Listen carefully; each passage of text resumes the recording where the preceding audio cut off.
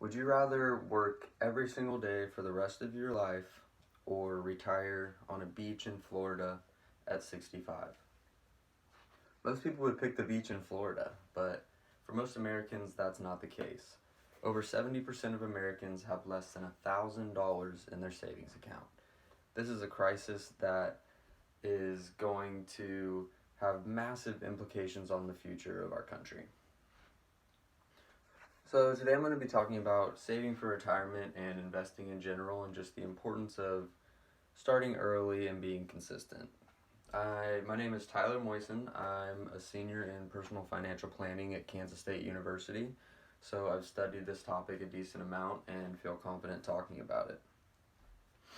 Kind of the goal of this is just to show you the importance of investing at an early age and just once again just keeping up with that and sticking to it.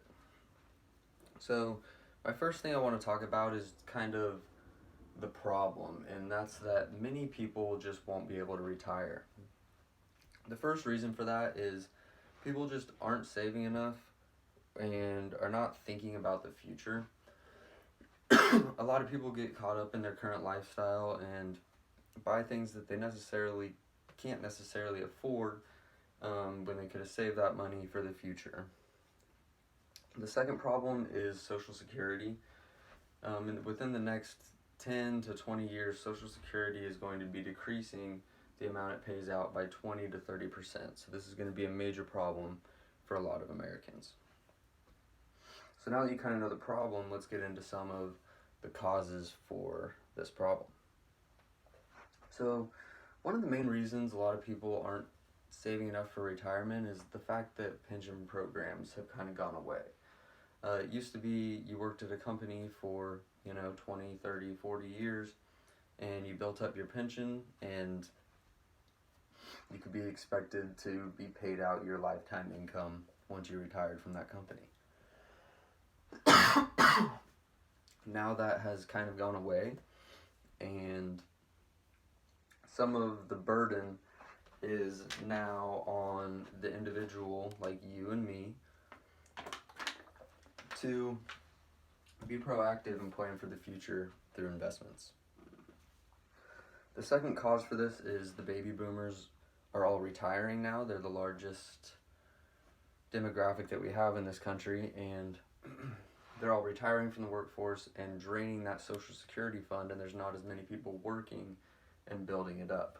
So over time, that Social Security fund is just going to keep going down and down and down and be able to pay out less to all of us when we retire. Sorry, my throat hurts really bad and I keep coughing. So why should we kind of change these habits and help prepare ourselves for the future? So one reason is just financial freedom. So that's basically having a big enough investment portfolio that you can just live off the passive income, live off the dividends, and not have to work to sustain yourself. And that kind of goes along with the second point of retiring, and hopefully retiring early. If you can save enough money throughout your career, you'll be able to live passively off that income instead of working. And another reason is just that investing and budgeting are very important things that people need to know to be successful in life. Without knowing how to properly tackle your money problems, you're not going to make it too far. So now I'm kind of going to show you the impact of starting investing early and why you should stay up with it.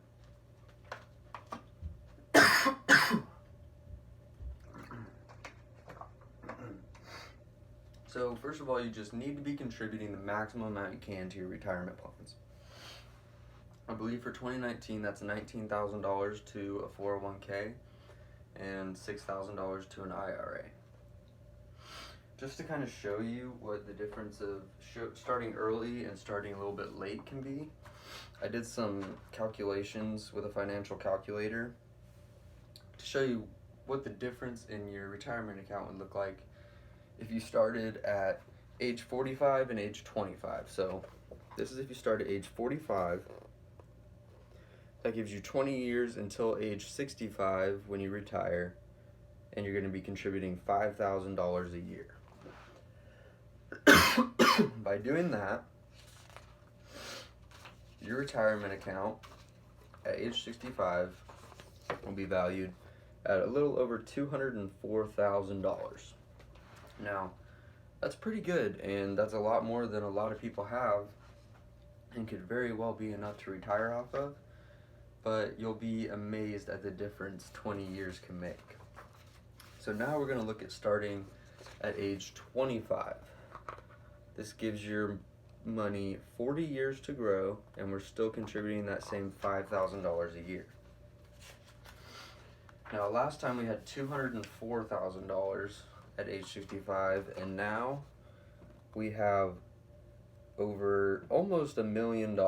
So that's a huge difference, almost 5 times the amount, just because we started early. I'm really sorry that I keep coughing.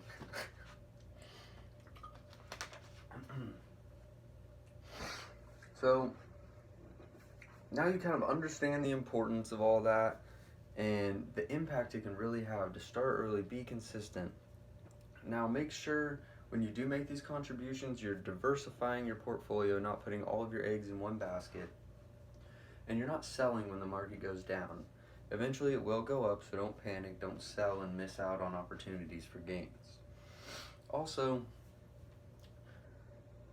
some of these problems can be alleviated through financial literacy at the high school level, maybe even younger. We don't take any classes on financial topics and leave high school not being able to fill out our own taxes, write checks, anything like that. And something in the legislation for schools needs to be changed to make that more of a priority.